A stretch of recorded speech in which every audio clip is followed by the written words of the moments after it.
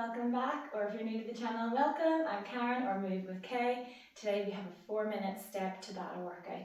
So that means 20 seconds work to 10 seconds rest. All you're going to need is your step. If you feel like you need lower impact options, please take them. You do not have to jump, okay? If you feel like you can do more at the end, just repeat it. Let's go.